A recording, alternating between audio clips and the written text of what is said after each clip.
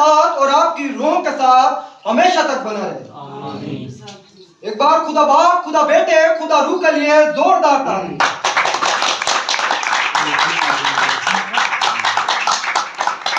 कलाम सुनाने से पहले चंद बातें मैं रखना चाहता हूं, क्योंकि किताब पढ़ने से पहले उस किताब के राइटर के बारे में मालूम होना बहुत ही ज्यादा जरूरी है। क्योंकि लिखने वाले का अगर ईमान खराब है तो वो अपनी किताब में उसी ही के मुताबिक लिखेगा। जो लोग लकड़ी को खुदा समझते हैं, जब वो लिखेगा तो लकड़ी ही को खुदा बोलेगा। तो मैं अपने बारे में चंद बातें बताना चाहता हूं। मैं एमएमबी की तरफ से खिदमत करता हूं। इस पाकिस्तान में एमएमबी कहते हैं मसीह मंथन बैठक, और उर्दू में मसीह रफाकत। हम लोगों के पास जाते हैं और कलाम की बातें उन्हें सिखाते हैं, अपने लोगों को कलाम मुकद्दस का सही नजरिया बताते हैं। और याद रखें, बागे अदन के अंदर जब खुदा बाप ने आदम को बनाया तो खुदा बाप आदम से क्या करने आता था? बातें, यानी कि रफाकत रखने। तो हम भी जगह जगह में जाते हैं, लोगों से रफाकत रखते हैं और लोगों को कलाम की तालीम देते हैं। हमारा खुद का चैनल है, विशाल साकिब के नाम से यूट्यूब का चैनल है। बताने इसीलिए लगा हूं कि मैं उससे पैसे नहीं कमाता, क्योंकि वहां पर कोई मेरे चैनल पे कोई ऐड नहीं चलता। बताना इसलिए चाहता हूं कि मैं इधर आया हूं, फिर पता नहीं कब आए कब ना आए। यूट्यूब के जरिए आप हमारे मैसेज सुन सकते हैं, कलाम को सुन सकते हैं, क्योंकि मैं नहीं चाहता कि जो बीच में बो कर जाऊं और इब्लीस आए उसे चुरा ले जाए, बल्कि ऐसी जमीन में मैं बीच बोने वाला बनूं। खुदा आपकी जमीन को ऐसा करे कि ढेर सारा फल लाए। इसलिए ये बात मैंने बताई। आप पास्टर डैनियल राव को भी रिसर्च कर सकते हैं। 2 लाख से ज्यादा एमएमबी की कलीसिया है और पूरी दुनिया भर में एमएमबी की कलीसिया है, और गुजरे दिनों में इस्राइल के अंदर भी एमएमबी की कलीसिया कायम होने वाली है। तो ये पास्टर डैनियल राज वो शख्स है जिसने 1 घंटे में पैदाइश से मुकाशवा तक बाइबल को रीड किया है, यानी कि समझाया है। आप इनको भी रिसर्च कर सकते हैं। यानी कि 1 घंटे के अंदर पूरी बाइबल का मुतालिया कराया है। 1 घंटे के अंदर मुकाशवा की किताब की स्टडी करवाई है। चारों अंजीलों में जो 36 मौजे रिकॉर्डेड हैं यीशु मसीह के, उसकी स्टडी करवाई है। ये बातें बताने का मकसद ये है कि हम यहाँ से चले जाएंगे, आप यूट्यूब के जरिए हम हमारे साथ अटैच रह सकते हैं, कलाम की बातें सीख सकते हैं। तो आज का जो हमारा विषय है, सबसे पहले तो मैं समझता हूं यहाँ पर जितने लोग बैठे सब निजात याफ्ता हैं, सब ने बपतिस्मा लिया हुआ है, सब यीशु को मानते हैं। तो जब आप निजात याफ्ता हैं तो मैं आपको फिर निजात की बातें बताऊं। आप सब निजात याफ्ता हैं तो क्या मैं फिर आपको वही बात बपतिस्मा कैसे लेना ये बताऊं? नहीं, मैं आपको बपतिस्मे के बाद का सफर बताऊंगा। अगर एक बच्चा 10वीं क्लास में है, मैट्रिक क्लास में है, उसको मैं केजी का कायदा अगर दूं या समझाऊं तो वह गलत बात है। तो आप निजात याफ्ता हैं, मैं आपसे बात अगर करूंगा तो निजात के बाद की बात करूंगा, निजात के बाद क्या बातें हैं उसकी बात करूंगा। तो आज का जो हमारा विषय, जो हमारा उन्वान, जो हमारा टॉपिक है कि वो रात आने वाली है। फिर कहता हूं कि आज का हमारा टॉपिक, हमारा विषय है, यीशु कहता है कि वो रात आने वाली है जिसमें कोई शख्स काम नहीं कर सकता। हम कह सकते हैं, सोच सकते हैं कि रातें तो बहुत सारी जिंदगी में आती हैं, हर रोज एक रात आती है, आज भी रात आएगी। वो यीशु एक ऐसी रात की बात करते हैं जहां पर कोई शख्स काम नहीं कर सकता। काम से याद आया, हमारे बाप आदम को बागे अदन के लिए किस पर्पस से रखा गया, किस काम के लिए रखा गया? निगाहबान के लिए। मूसा को बनी इस्राइल कौम के पास भेजा किस काम के लिए? निगाहबान के लिए, उनको निकालने के लिए। वो पालूस भाई कहते हैं कि हमें खुद की और खुदा की झुंड की, खुदा की कलीसिया की हिफाजत करनी चाहिए। और यीशु क्या खूब कहते हैं, मेरा बाप भी काम करता है, मैं भी काम करता हूं। तो सवाल ये पैदा होता है, हम काम करते हैं या नहीं?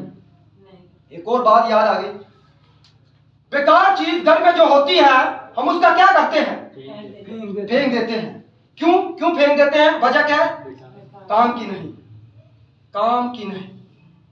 यीशु कहता है, मेरा जब बाप काम करता है, मैं भी काम करता हूं, तुम भी काम करो। और अगर हम नहीं काम करते तो याद रखें, खुद आपने कहा कि उस चीज को, बेकार चीज को फेंक दिया जाता है। आइए हम कलाम मुकद्दस में से हवाला देखते हैं।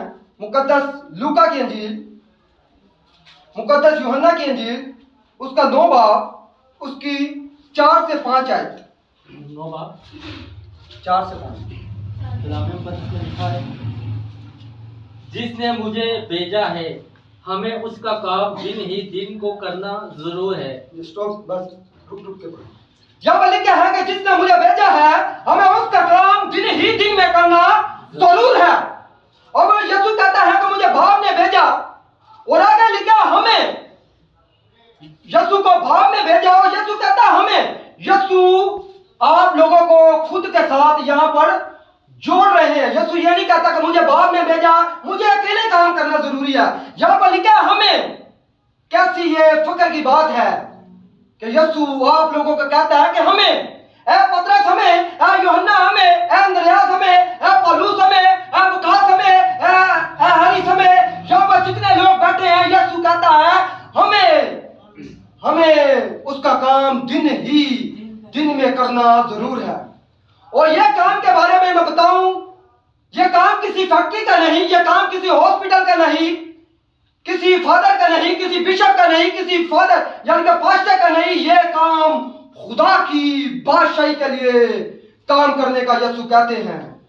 यह काम हो है कि खुदा की बादशाही के लिए काम करने के लिए आप सबको खुदा ने बुलाया है।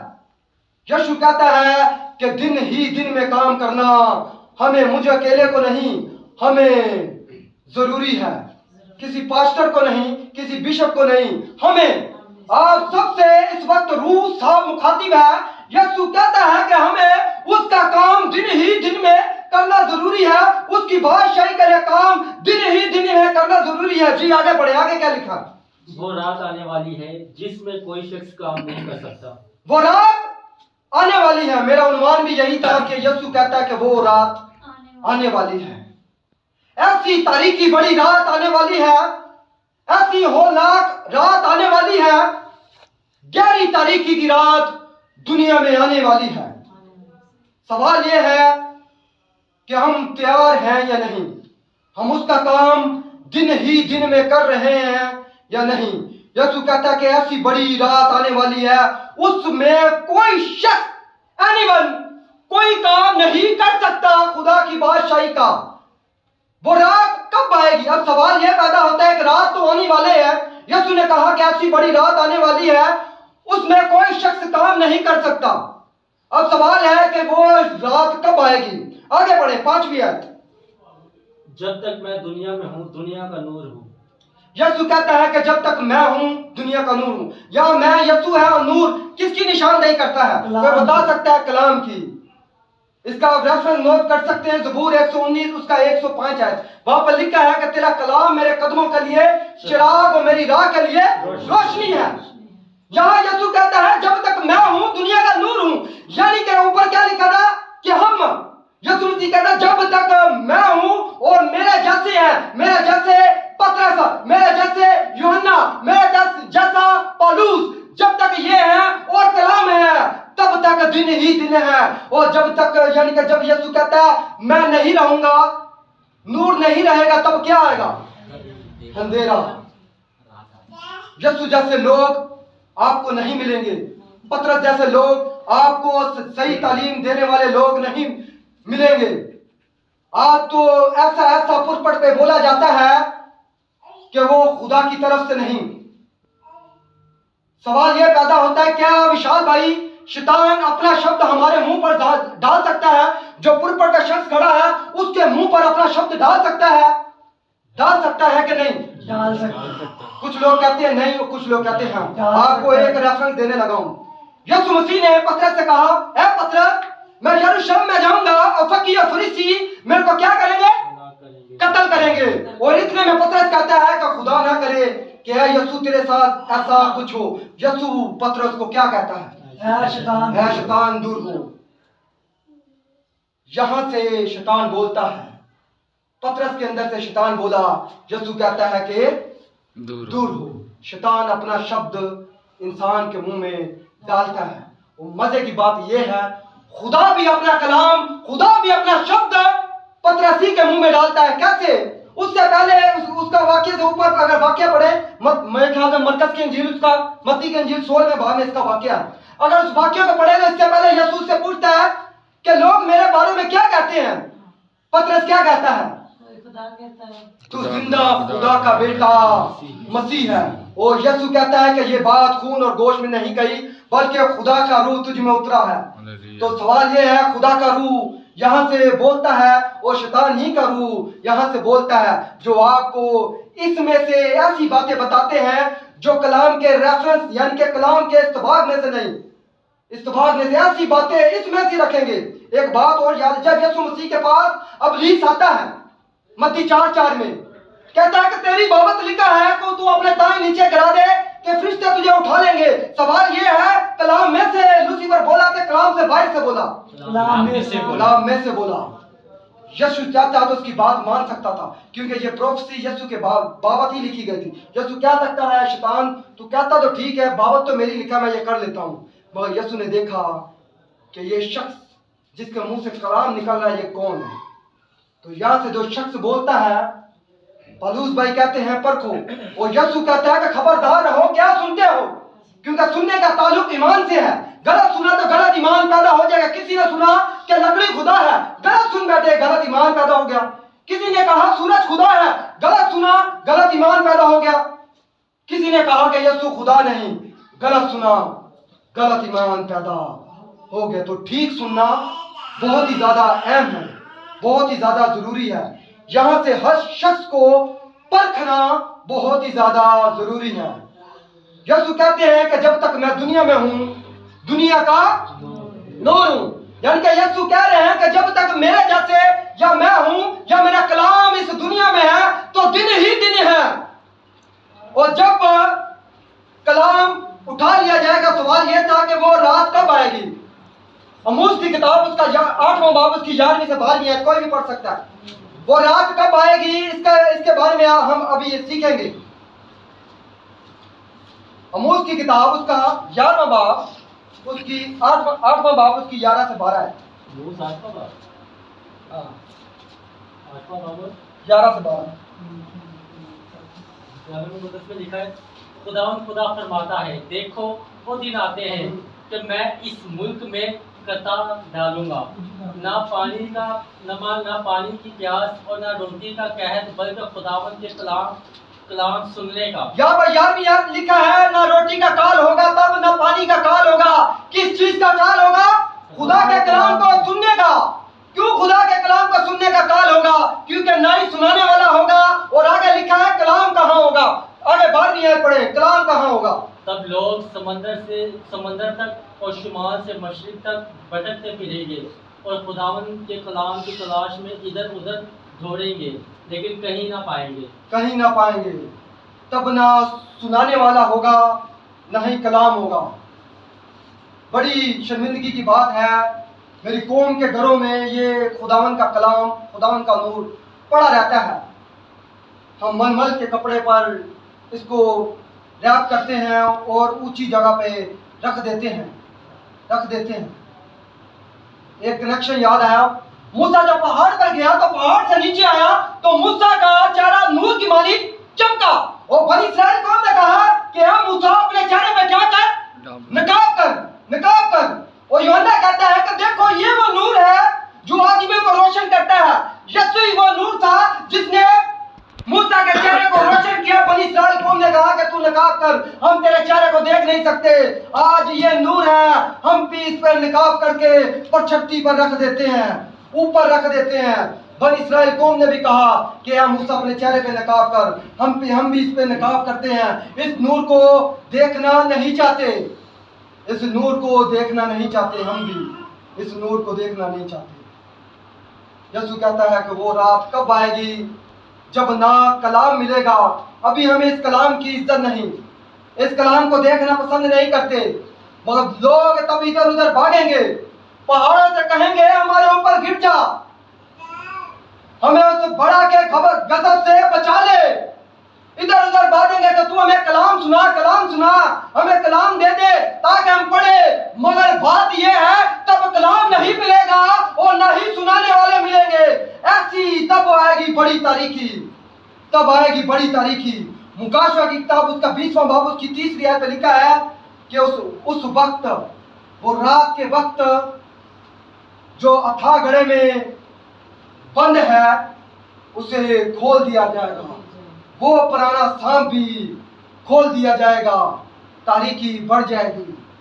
मुकाशवा 13 बाब में लिखा है उसकी 3री आयत में कि सारी दुनिया उस हवान की प्रस्तिश करती हुए उसके पीछे चलेगी। और मुकाशवा 13 का 15 देखे तो लिखा है उस हवान को आसमान से आग बुलाने की जोर दिया जाएगा।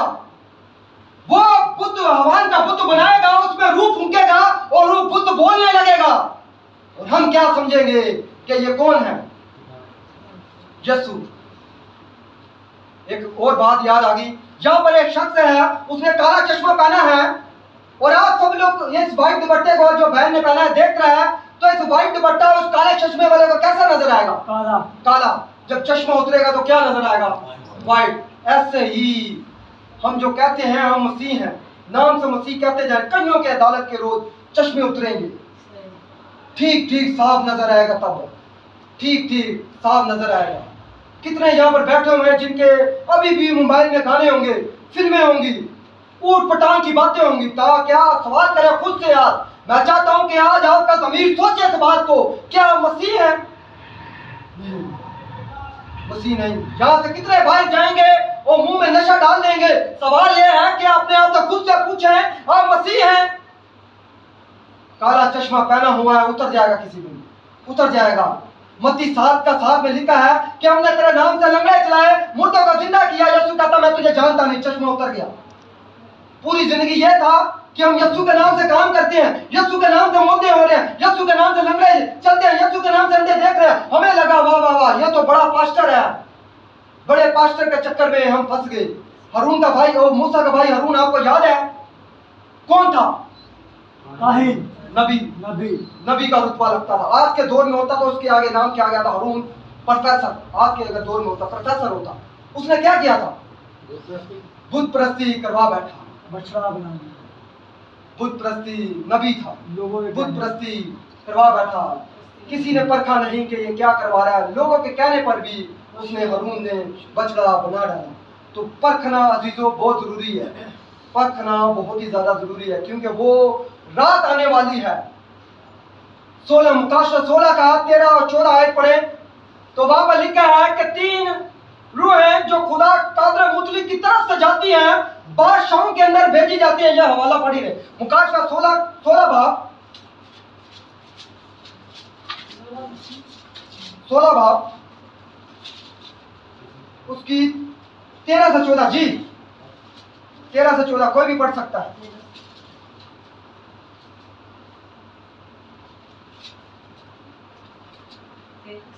13 से 14 मुकाशवा 16 बाब उसकी 13 से 14। फिर मैंने उस असदाब जरा जोर से पढ़े। फिर मैंने उस असदाब के मुंह से और उस हैवान के मुंह से और उस झूठे नबी के मुंह से 3 नापाक रूहें मेंढों की सूरत में निकलते देखी। आगे सुने, 3 रूहें मेंढों की सूरत जैसी निकलती देखी। आगे सुने, ये क्या करेंगी? ये शैतान की निशान दिखाने वाली रूहें हैं जो कादिर मुतलिक खुदा के रोए अजीम की लड़ाई के वास्ते जमा करने के लिए सारी दुनिया के बादशाहों के पास निकल कर जाती हैं, निकल कर जाती हैं। शैतान की रूहें निकल कर जाती हैं बादशाहों के पास। और ये क्या दिखाएंगी? निशान। जैसे मुकाशवा 13 बाब उसकी 15वीं आयत में निशान दिखा रहा है, आग आ रही है आसमान से।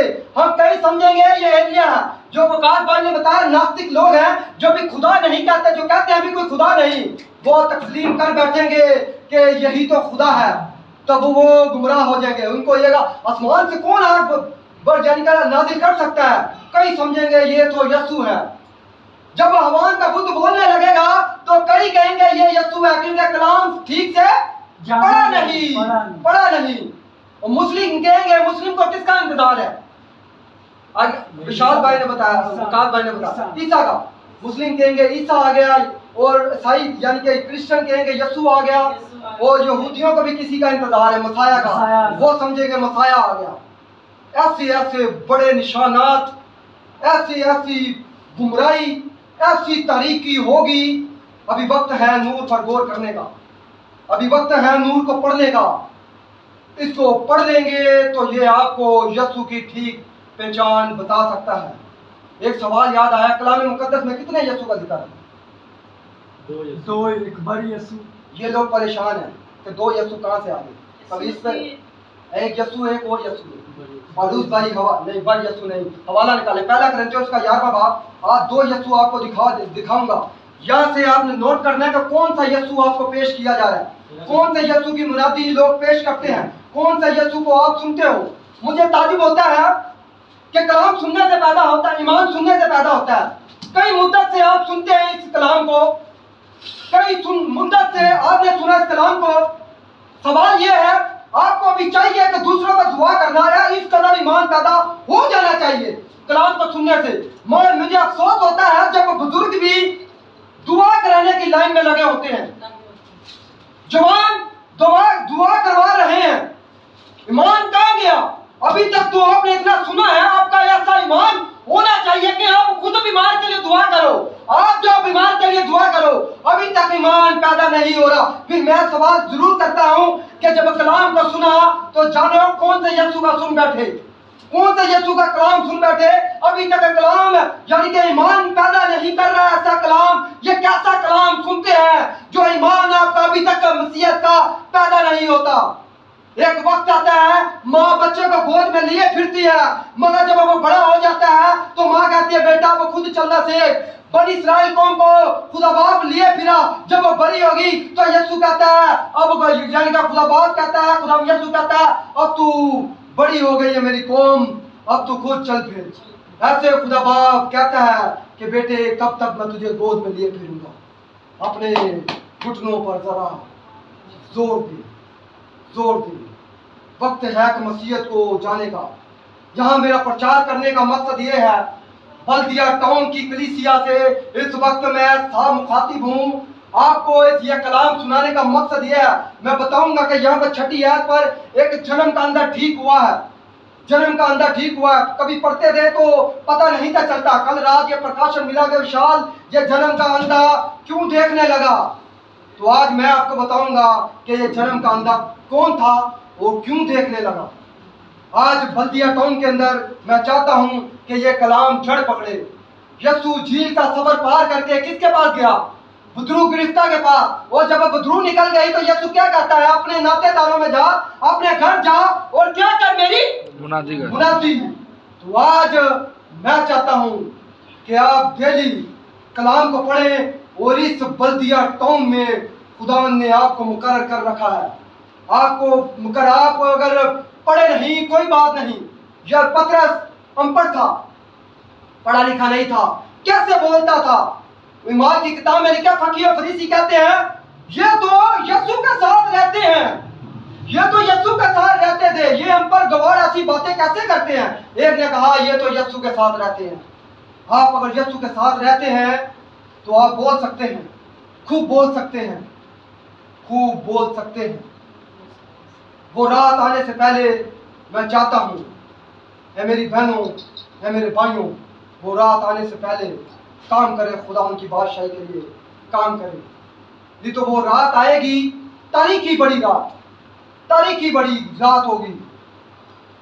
तिमोथियस की दूसरा तिमोथियस उसका 3 बाब में लिखा है कि आखिरी दिनों में माँ बाप के नाफरमान लोग, अभी तो नाफरमानी होती है कम होती है, और माँ बाप यानी कि बच्चे माँ बाप के ऊपर थूकेंगे।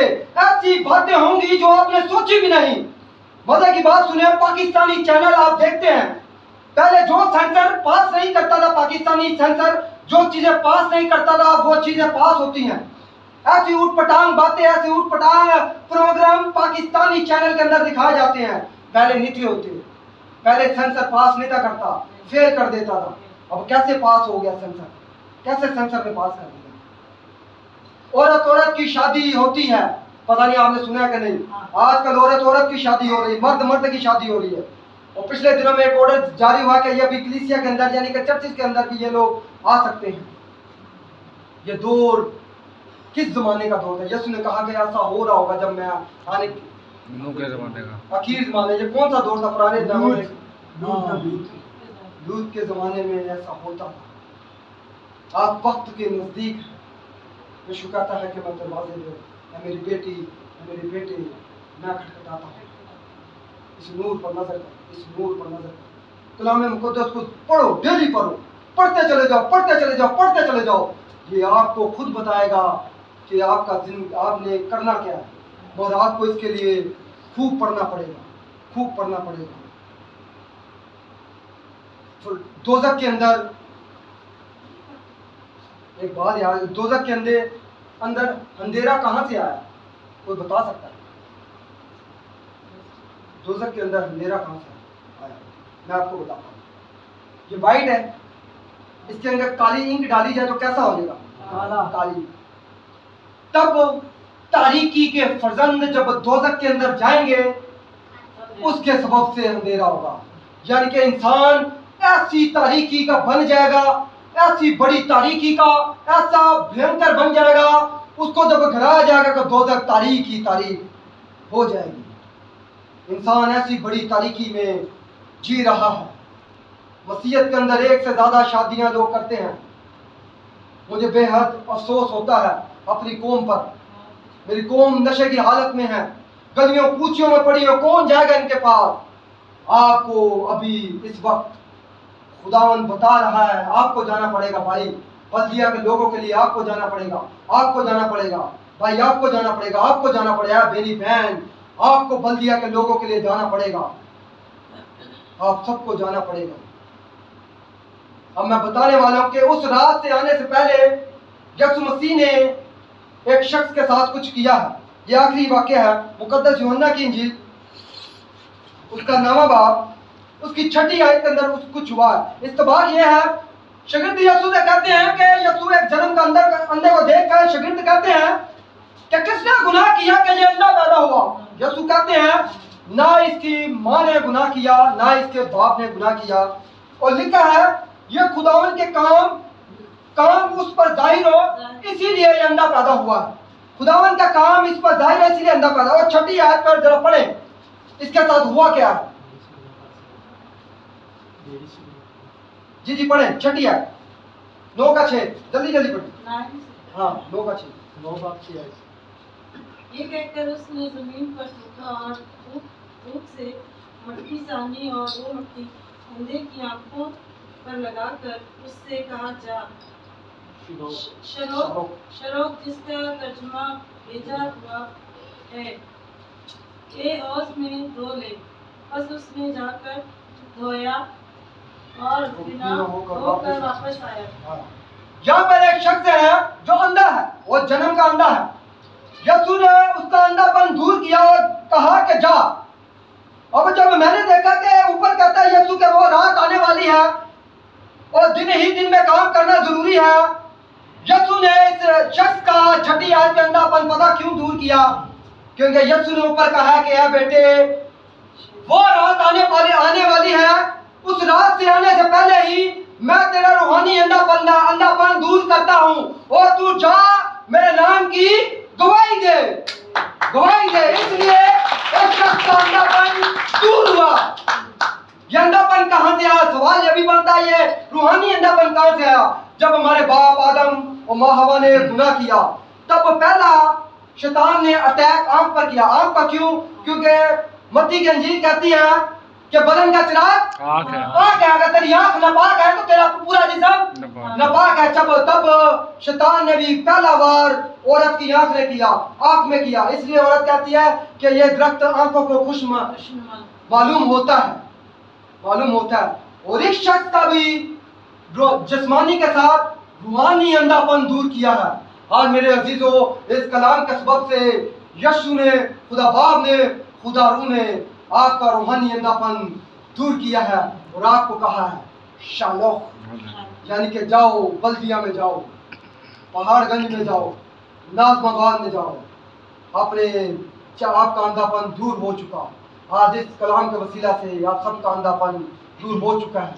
अब वक्त है जाने का, काम करने का, क्योंकि बेकार चीज आपने खुद कहा एक दिन दोज़ख में फेंक दी जाएगी।